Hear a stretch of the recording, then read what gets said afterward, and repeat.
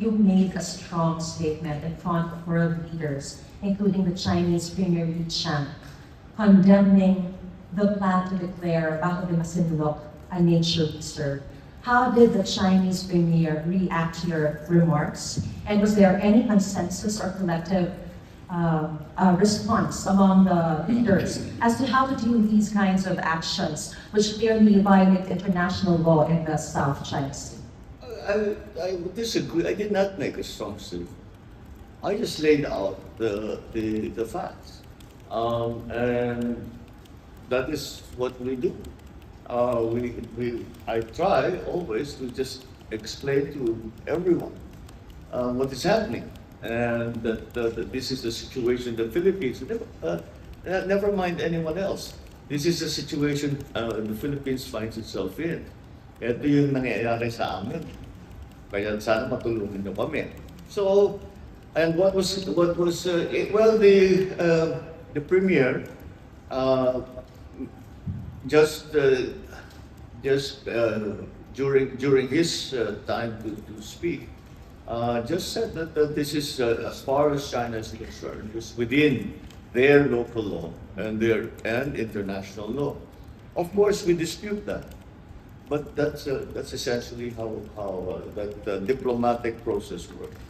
And also, I would like to, or we would like to get your reaction, Mr. President, with regards to what the Prime Minister Ibrahim made, the statement that he made at the East Asia Summit, when he said that as with all other issues, including the South China Sea issue, they should be resolved within the ASEAN and with its ASEAN partners in the region, warning that outside interference could just make things more tense. How does the Philippines view this call, and how does the ASEAN collectively interpret it? Is this seen as a veiled attempt to exclude other key players like US or its allies with regards to these kinds of regional discussions? I fully agree with Prime Minister Anwar. The lead agency should be ASEAN. Now, of course, it is a bilateral issue between the Philippines and the People's Republic, but still, that does not preclude the involvement of ASEAN. And considering that ASEAN has as its members many countries that are involved in trade with China, that are politically aligned even with China, so that makes it a stronger base, because you're not just depending on a single ideology or argument or principle. And we can hear from all the other countries, and that makes it different. That makes it stronger, and that makes it more likely for us to be able to find a way forward. So that we can hopefully resolve the issues, but failing that, at least finding a way to manage the tensions that we see rise and fall with just some level of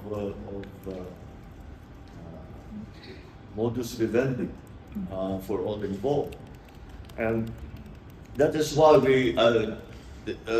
why after I spoke about Bajo de Masinloc and about the nature reserve, I also spoke about what are the possibilities, how we can resolve, or how can we work around such issues.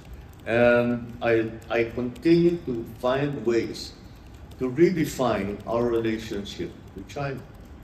And I really believe that the way forward is to change, because when you talk about China and the Philippines, all you talk about are the territorial disputes. Well, anybody, I'm not saying for the media, everybody does take in the territorial disputes.